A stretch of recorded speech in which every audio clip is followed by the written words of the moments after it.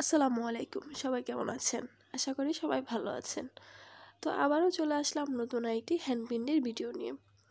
তো গোল জামার সৌন্দর্যটা কীভাবে বাড়ানো যায় আজকে এই জিনিসটাই আপনাদের সাথে শেয়ার করব। তো এখানে আপনারা দেখতে পাচ্ছেন যে এখানে আমি একটা কাপড় নিয়ে নিয়েছি। এটা অনেকে বুঝবেন যে কি, অনেকে আবার নাও বুঝতে পারেন।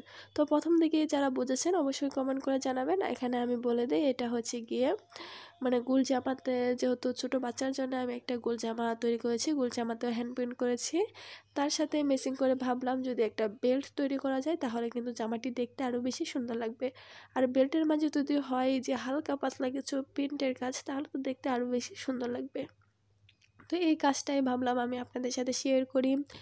যেহেতু আমি যেহেতু জামা কাটিং ভিডিও থেকে শুরু করে সেলাই ভিডিও এবং হ্যান্ড প্রিন্টের ভিডিও আপনাদের সাথে শেয়ার করেছি, তাই ভাবলাম বেল্টের যে ডিজাইনটা হবে এই ডিজাইনটাও আমি আপনাদের সাথে শেয়ার করি। তো দেখতেই পাচ্ছেন এখানে কিন্তু বেল্টে আমি ডাবল পার্ট করে এবং ভিতরে লাইনিং দিয়ে তারপরে সেলাইটা করে নিয়েছি। যেহেতু আমি নিজেই সেলাইটা করেছি তার জন্য আমি আপনাদেরকে বলে দিচ্ছি। তো এখানে তারপরে সেলাইটা করে নিয়েছি, আমি দুই সাইড দিয়ে দুইটা ফিতাও দিয়ে দিয়েছি, যাতে যতটুকু প্রয়োজন অতটুকুতে বাঁধতে পারে। তো ফিতাটা একটু বড় করে রেখেছি যাতে পেছন দিক দিয়ে সুন্দরভাবে একটা ফুলও তুলতে পারে। তো এখানে প্রথমে আমি কিছু ফুলের কলি দিয়ে নিচ্ছি। উপরে দিয়েছি হচ্ছে হলুদ কালার, নিচে হচ্ছে গিয়ে নেভি ব্লু কালার। তো আমি দুই কালারটাই দিব, এখানে বেশি একটা দিব না, তাহলে দেখা যাচ্ছে যে গেজা গেজা একদম হিজিমিজি লাগবে, দেখতেও ভালো লাগবে না। আসলে সব জিনিস এত ঘন এত গর্জিয়াস কাজ কিন্তু ভালো লাগে না। তো তারপরে এখানে আমি যে কলির ঢালটা হয় এই ডালটা আমি দিয়ে নিচ্ছি। আমি এই ফুলটা দুই পাশ দিয়ে দিচ্ছি, যাতে যে কোনো পাশ করে এই বেলটা বাড়তে পারে। আর এই বেল্টের কাজটা আপনাদের কাছে কীরকম লেগেছে আইডিয়াটা অবশ্যই কমেন্ট করে জানাবেন। আর আপনারা যদি এই এর যে জামা আমি কাটিং করেছি এবং সেলাই করেছি, হ্যান্ড পেইন্ট করেছি, এই ভিডিওগুলো দেখতে চান তাহলে অবশ্যই আমার চ্যানেলে গিয়ে দেখে আসতে পারেন। আমি কিন্তু একদম নতুনদের জন্য খুব সহজ নিয়মে যে কোনো কাজই দেখানোর চেষ্টা করি, যাতে এই ভিডিও থেকে কেউ কোনো কিছু শিখতে পারে। আর আপনাদের মনে যদি কোনো প্রশ্ন থেকে থাকে তাহলে অবশ্যই কমেন্ট করে জানাবেন।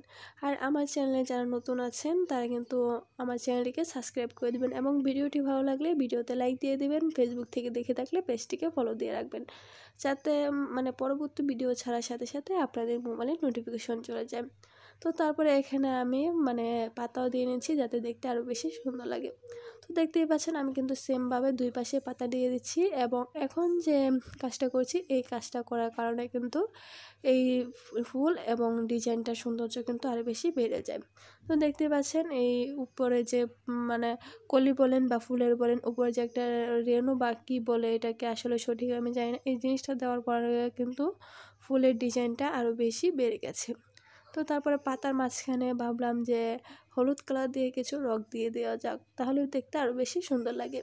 তো এখানে কিন্তু আমি কোনো আগে থেকে ভেবে কোনো কাজটা করছি না, আমার মাথায় যে কাজটা আসছে এই কাজটাই আমি করার চেষ্টা করছি, তাতেও দেখছি অনেকটাই ভালো লাগছে। তো এখানে কিন্তু আমি অ্যাক্রিলিক কালারটা ব্যবহার করছি, রঙগুলো আমি রেডি করে নিয়ে তারপরে কাজটা করছি। আর যারা নতুন আছেন তারা চাইলে কিন্তু রেডি রঙ এনে তারপরে কাজটা করতে পারেন। এক্ষেত্রে আমি বলবো যে আমাদের দেশে যে রেডি রঙগুলো আছে ওই রঙগুলো দিয়েই ব্যবহার করবেন। এই তো আমার কাজটা শেষ, আজকে এখানেই শেষ করছি। আল্লাহ হাফেজ।